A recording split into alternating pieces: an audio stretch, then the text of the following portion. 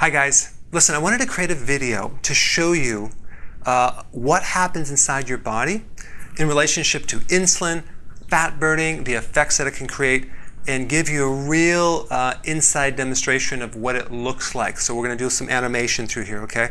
Let's first start out with this one image right here, which we have the pancreas right here, and the pancreas makes certain hormones. One hormone it makes is called insulin.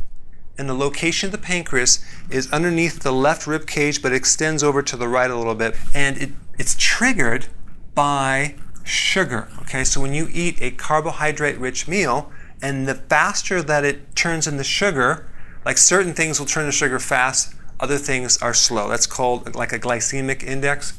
Like celery would turn into sugar very slowly.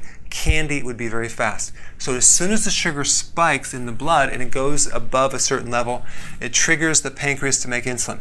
So now we have this insulin that connects into the cell. So insulin actually will remove the sugar out of the blood to bring the sugar down, okay? And what it does is it feeds the cell. One of the functions is it feeds the cell. So it's kind of like a little chef that it feeds the cell its food, okay? It's fuel. So you can look at insulin also as a key that opens a door, allowing the cell to absorb glucose, okay? So as glucose goes inside the cell, now we have a situation where the cell is filled with glucose and it's being fed. Now there's a signal that then will go from the cell back up to the pancreas and tell the pancreas to turn off because it's been fed. So we have this on-off mechanism. It's called a feedback loop. And all the hormones have this feedback loop where the hormone is sent across a distance, it does its function, and then once it's done, it sends a signal back letting the gland know it did its job as an acknowledgement, so then it can turn off. If this signal is off in any way, then the pancreas will continue to communicate and send more hormone when you really might not need it. Okay, so we know number one, insulin feeds the cell fuel, okay? Then it helps you store sugar. So here's insulin, it comes in here, takes the sugar out, feeds the cell. Number two, it actually stores sugar mainly in the liver, but some in the muscle as well, and some in the kidney, some in the brain, and some in the white blood cell, but mainly the liver and kidney. That's where the storage happens. And the body stores sugar as something called glycogen. That's the name of it. Glycogen is a series of glucose molecules strung together in a chain. So there's two main types of fuel storage in the body. We have the glycogen reserve, and then we have the fat reserve, okay? The glycogen reserve, which is the sugar reserve, is roughly only 1,700 calories. It's very, very tiny, versus 70,000 calories on a non-obese average person. So we have 70,000 calories for fat versus only 1,700, that's 1,700 for sugar reserves. Okay, so insulin helps in the absorption of fuel in the cell. It helps in the sugar storage, which is called glycogen reserve. And number three, it converts excess sugar and carbohydrates into fat. Okay, so fat comes from the excess carbohydrates. So as soon as the blood sugars go too high, insulin converts it to fat in the liver. So it's dumping fat into the liver and dumping fat into the body, specifically in the belly area. This is the storage around the liver and starts spilling off into a belly, a fat belly. That's where it's coming from. So in this section, I'm going to talk about what is excess sugar in the blood. Normal blood sugar is between 80 and 100, okay, milliliters per deciliter. This basically means you have 1 teaspoon of sugar per all of your blood. On an average person, it's roughly 1 1/3 gallons of blood. That's normal. An average American consumes 31 teaspoons of sugar. So you can imagine how much sugar that is in your body. Your insulin needs to deal with it, so it has to get this toxic sugar out, protect the cells, and dump it into the reserve, which is your belly. So it's converting the excess sugar to belly fat, and that's how it works. Okay, so the next thing that happens when you have too much sugar over a long period of time and too much sustained insulin we develop something called insulin resistance, where the receptor that's supposed to receive insulin becomes blocked, okay?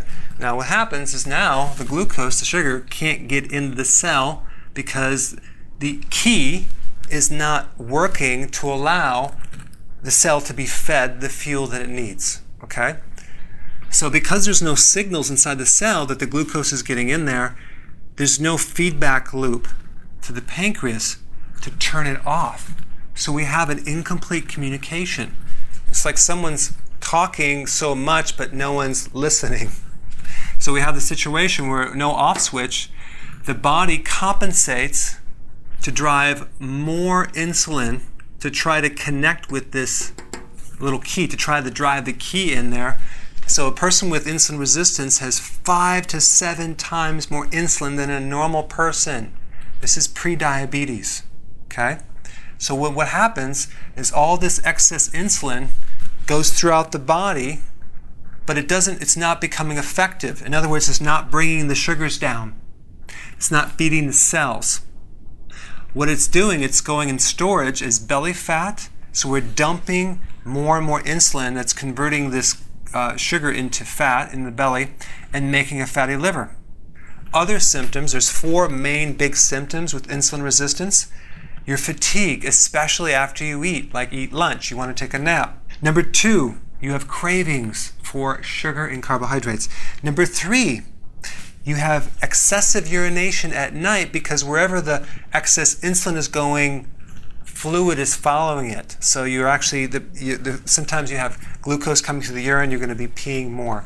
And also you're going to have a lot of brain fog, memory issues, you'll have inflammation. There's a whole list of symptoms that you can have.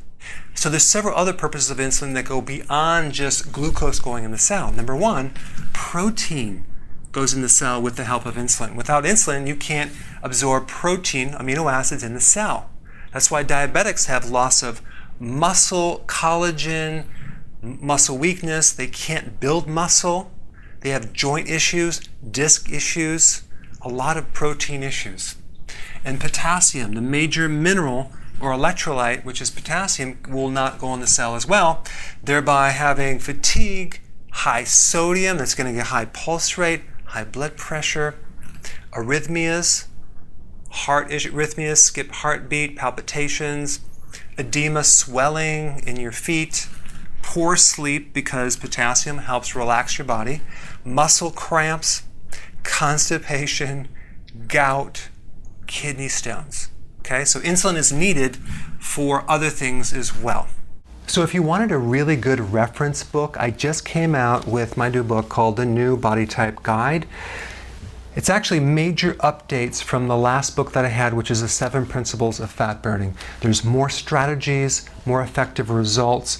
It's easier to implement. Okay, so you're taking additional strategies of healthy ketosis, intermittent fasting, and the body types all together. So it's really about how to get healthy to the core and long term. So you can do something without the hunger, without the cravings, and be very, very successful. There's 379 pages, over 156 graphic illustrations. So when I read a book, the first thing I look at, does it have any pictures? Okay, if it doesn't, okay, next. So I love the visuals. Full glossary, full index, full FAQ, full resource chapter. And I also added in there something called a conscious eating card. You can cut it out in the back. So let's say, for example, you mess up. It tells you what to do. Or if you're tempted, you can read this card and it'll probably discourage you from doing it, all right? So I'm doing an introductory special on the book. If you get this book, you'll get an additional bonus, okay? This is the companion guide. It's a little booklet called It's Not Lose Weight to Get Healthy, It's Get Healthy to Lose the Weight.